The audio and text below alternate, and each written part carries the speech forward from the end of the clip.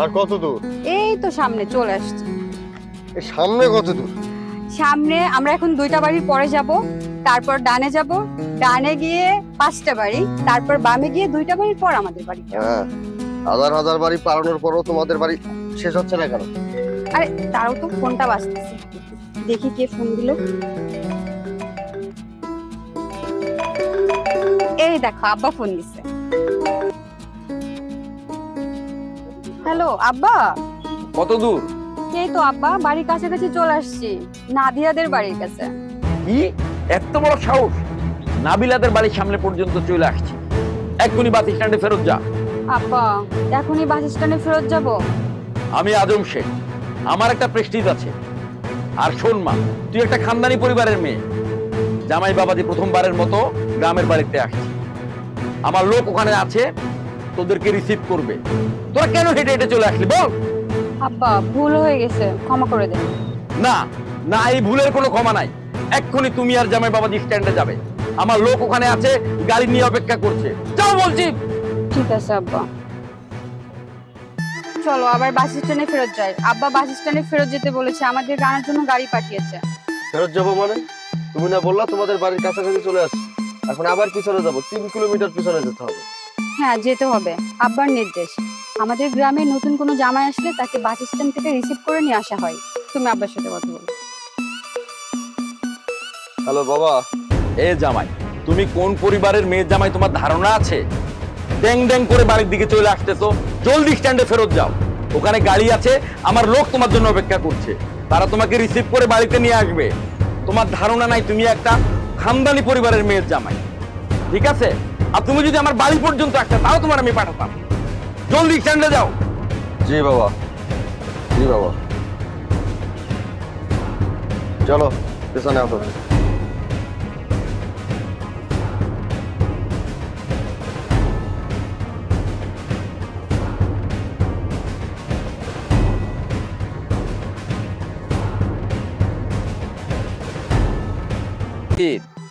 তুরিন, এই তুরিন,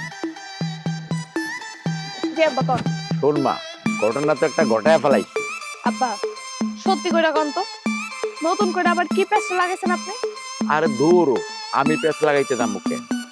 তবে টিনা মা আর জামাই বাবাজি আমাকে বাড়িতে আসতেছে। সত্যি? হ্যাঁ। এখন তারা কই আছে? আমরা কি তো আগামো?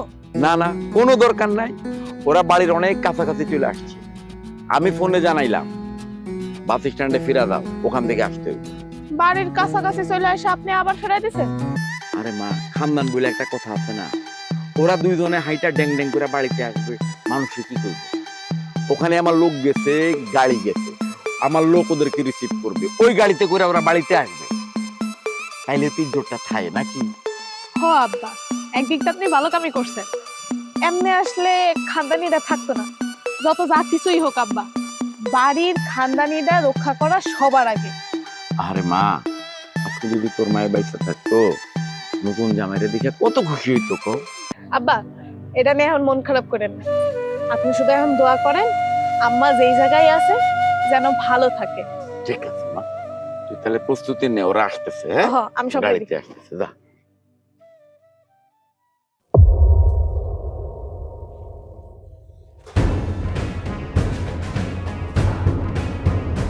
এত অস্থির হচ্ছ কেন? কোথায় তোমার বাপের গাড়ি, কোথায় লোক?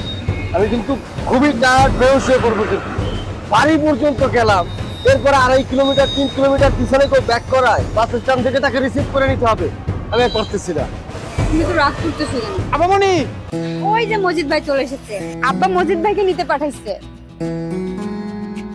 আপনারা এই পাশে দাঁড়াই আছেন আর আমি ওই পাশে 1 ঘন্টা ধরে অপেক্ষা করতেছি। আপনাকে তো বাস থেকে নামিয়ে ওই পাশে দাঁড়ানোর কথা ছিল। আর বলিস না ভাই, চলে গিয়েছিলাম অনেক দূর, সেখান থেকে আবার ফেরত আসছি, এজন্য এদিক দিয়ে হেঁটে হেঁটে এখানে দাঁড়িয়ে আছি। ও আচ্ছা, চলেন গাড়িতে ওঠেন। আর আপনাকে লাগেজ ব্যাগটা কই? এই যে এগুলো। বলো ভাই, আপনি কেমন আছেন? ভালো আছি। গাড়ি কোথায় ভাই? ওই যে এইটা তোমাদের খানদান? তোমাদের না অনেক বড় খানদান, এই ভ্যান তার নমুনা। এইটার জন্য 2.5 কিলোমিটার 3 কিলোমিটার পিছনে ব্যাক করাই কেউ? প্লিজ তুমি রাগ করো না, এখন চলো। বলো ভাই, প্লিজ উঠুন। মজিদ, তুমি একটা কথাও বলবা না।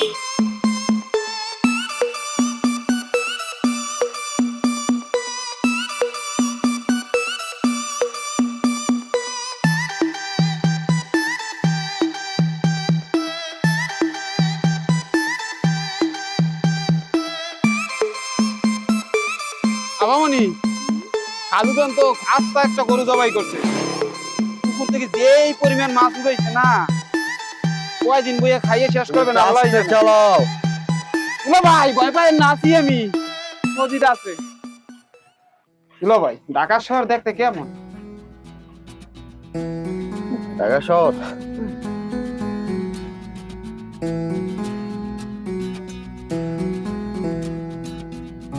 তোমাদের গ্রামে যেমন তুমি আছো, ঢাকা শহর চিড়িয়াখানায় এরকম অনেক বানর আছে, ওরে দুলা শিয়াল ভাই। আছে। দুলা ভাই হ্যাঁ ওই ঢাকা শহর যে ছবি করে না, হ্যাঁ। মোর একটু নায়িকা দেখতে মন চায়। অনেক গেলে নায়ক নায়িকা দেখা যায়। তুমি ভালোভাবে সে আয়নার সামনে দাঁড়ায়, তাহলে আর তোমার নাইকি থাকে না, তুমি দেখতে পারো। দুলা ভাই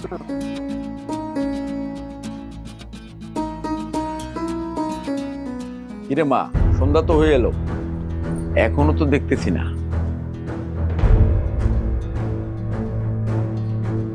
ওই যে এলো বুঝি। খালুদান মোরা কিন্তু আইয়া বসছি। কিরে তুই কেমন আছো? খবরদার জামাই, তুমি ভ্যানে উঠে বসো। খানদানি বাড়ির একটা খানদানি নিয়ম আছে, নতুন জামাই আসলে পা ধোয়াইয়া ঘরে তুলতে হয়। ধরেন পানিটা নিয়ে আয় মা। আসসালামু আলাইকুম। ওয়ালাইকুম আসসালাম। তাড়াতাড়ি আয়।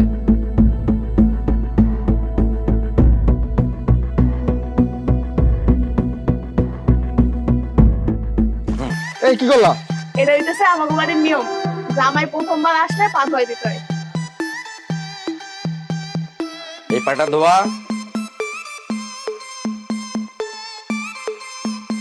জামাই, তুমি দম খিচ্চা বসে থাকো। আর একটা ছোট্ট নিয়ম আছে। এই নেন দুলা ভাই, দে, আমি দে। নিজের হাতে বানাইছি, খান। খাও।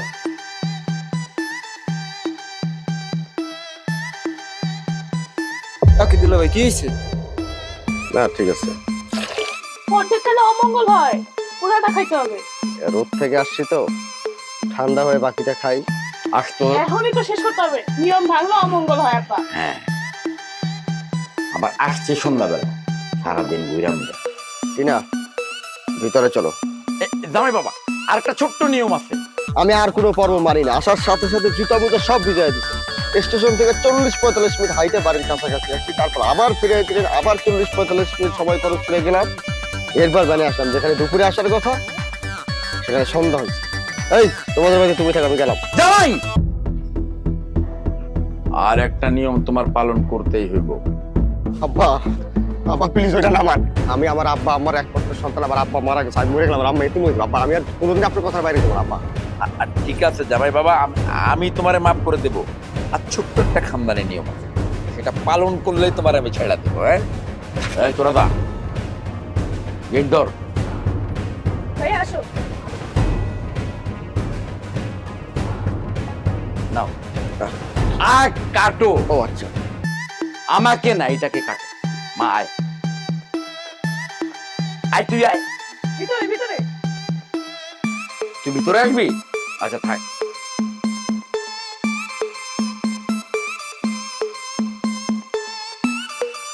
জামা কাপড় সব খোলা, দুলাবের নিয়ে ঘুম পাড়া।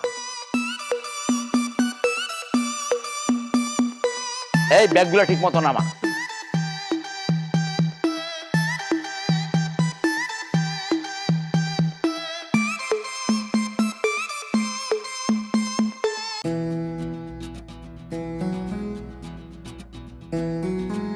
জামাই বাবা, সারাদিন শরীরের উপর অনেক দখল গেছে। গরম গরম ভাত কালি জিরা ভর্তা দিয়ে খায় না। আর তুমি তো জানো কালি জিরার ভর্তা কিন্তু খুব পুষ্টিকর খাবার। জি বাবা। শহরে থাকো কি না কি খাও কে জানে। আর এখানে দেখো, পুকুরের মাছ, গোয়ালের গরুর দুধ, শাকসবজি সব আমাদের নিজেদের চাষ। তোমারে আস্তে আস্তে সব খাওয়াবো।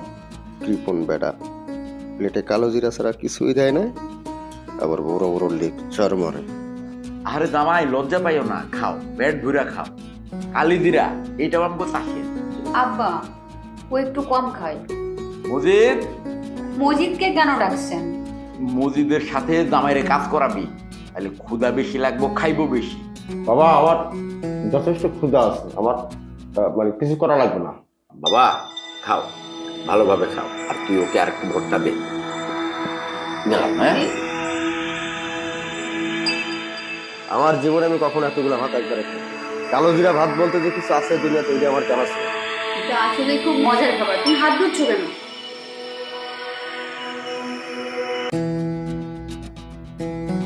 জামাই বাবা, এই যে দেখো, সব তোমার জন্য। আমাদের খাও, আমাগো রান্না শহরের রান্নার মতো অত মজার না। খাও। আবার খাবো? জামাই খাইবা না মানে? কেবল তো হালকা খাবার দিলাম, এরপরে মিডিয়াম, তারপরে ভারী খাবার, আর সাথে পিঠাপুলি তো আছে। এই জামাই মনে হয় আমার সামনে খাইতে লজ্জা পাইতেছে। তুই দে, উঠায় দে, আমি আসি। হ্যাঁ, ঠিক আছে। খাও বাবা।